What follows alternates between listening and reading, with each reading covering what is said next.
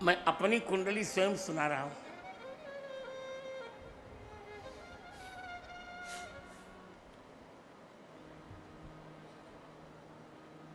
मैं 4 वर्ष का हो रहा था।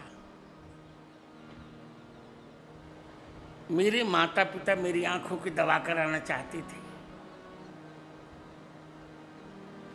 और मैं भगवान से प्रार्थना करता था कि हे भगवान, डॉक्टर मना कर दें तो बहुत अच्छा। अंत में मुरारजी भाई देसाई के भतीजे थे अमोल जी देसाई, उस समय भारत के बहुत बड़े डॉक्टर थे। उन्होंने मेरे पिताश्री से कह दिया कि अब इन आंखों में ज्योति नहीं आएगी।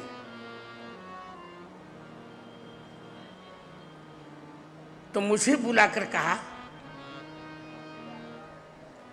मुझे बुलाया, मैंने बुलावी ने कहवा लग गया कि तमें उदास छो। मैं किसी जराई नहीं, मैं उदास नहीं हूं। उन्होंने कहा तुम उदास होंगे नहीं? तब कहा देखो, ये लोग नहीं जानते, नरसिंह मेहता कहते हैं गीता और रामायण ही हमारी अंदर की आंखें हैं।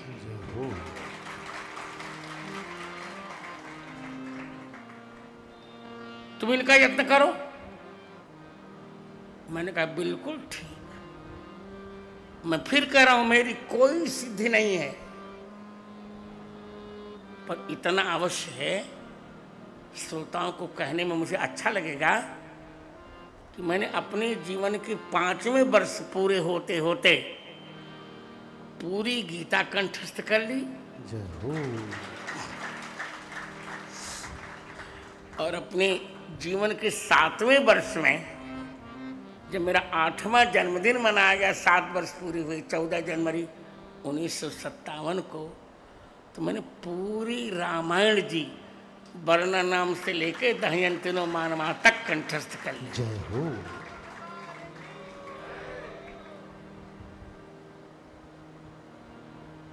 मैं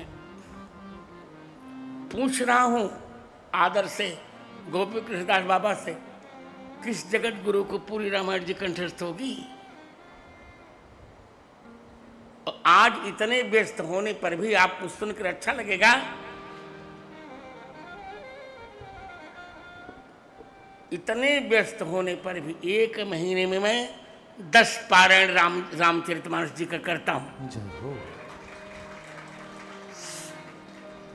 एक दिन में बालकांड, एक दिन में अयोध्या कांड, शेष दिनों में शेष 5 कांड, 10 तिहाई 30, चकाचक आनंद हो जाता है। जय हो।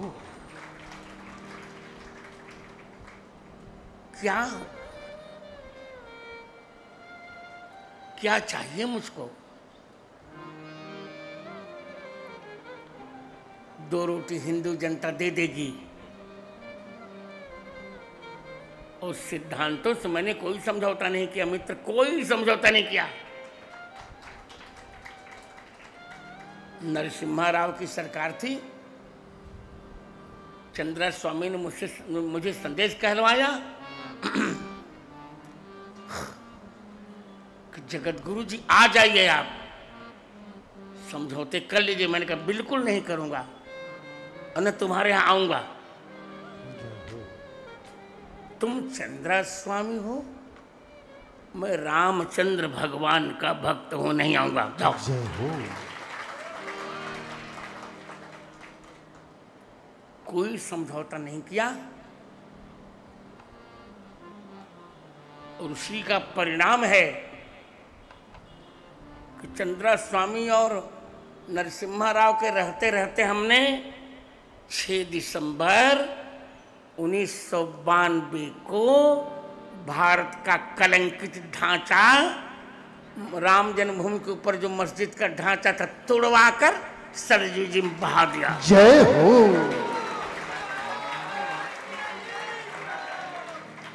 कुछ नहीं कर पाए नरसिम्हा राव। चंद्र स्वामी देखते रहे कि मैं देखते रहो, मैं ब्राह्मण हूं। इतना तक किया इन लोगों ने, आपको सुन के रुलाई तो नहीं आएगी, क्रोध आएगा, क्योंकि अब तो हम हो चुके। 1995 में मेरी कथा दिल्ली में हुई, जब नरसिम्हा राव प्रधानमंत्री थे। उनको लगता था कि जगत गुरु जी पांडाल में रहते होंगे, जबकि मैं पांडाल में कैसे रहूंगा। मेरा पांडाल उन्होंने जलवा दिया। सोचिए बाप, मेरा चांदी का सिंहासन जल गया। हमने कहा नरसिम्हा राव, अब मैं तुम्हें श्राप दे रहा हूं, अब तुम प्रधानमंत्री नहीं बन सकते।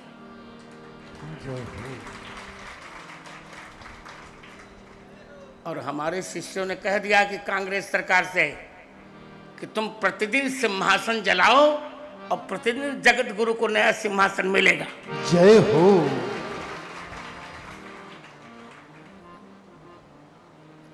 उस समय मेरा समर्थन कोई नहीं कर रहा था। जयराम इत्यादि दास कोई समर्थन, सब चुप थे। हमने जो किया राष्ट्र के लिए किया और अपनी प्रतिभा से किया। किसी से कुछ लिया नहीं। तुलसी पीठ बनाया, अपनी प्रतिभा से बनाया। ईश्वरदास जी महाराज से मैंने दीक्षा ली थी, बहुत अच्छे थे। श्री राम वल्लभाशरण जी के अंतिम शिष्य थे वो। और दीक्षा के बाद उन्होंने कह दिया था कि मेरा शरीर संसार वालों को नहीं मिलेगा। सई गोमती के संगम पर रहते थे। बाढ़ आई, बाढ़ में उनकी कुटिया बही और कुटिया के साथ साथ वो भी जल प्रवाह में संपन्न हो चुके। जब विरक्त वेश, दीक्षा तो मैंने ले ही ली थी। जब विरक्त वेश लेने का सोचा तो स्वामी कृपाती ने कहा किसी सरयू पारिनी को ही लंगोटा छुआइएगा। तो मैंने फलहारी जी महाराज से कहा आप मेरी लंगोटी का स्पर्श कर दीजिए, मैं स्त्री नहीं बदलूंगा, ये भी ध्यान दीजिएगा। उनका बिल्कुल ठीक है। आप स्त्री क्यों बदलेंगे? उभय बीच स्त्री सोहत कैसी, ये थोड़े लिखा कि उभय बीच बिंदी सोहत कैसी। क्या बात करते हो यार। उभय बीच श्री सोहत कैसी। तो फलहारी जी महाराज रामचरण दास जी से केवल मैंने लंगोटी छुआई ली थी। कुछ उनका आशीर्वाद मिला। संकट मोचन आश्रम से भी 1 पैसा मैंने नहीं लिया। उल्टे उनके संकल्प गीता मंदिर में मैंने पैसे दिए। तो ये मेरी कुंडली है।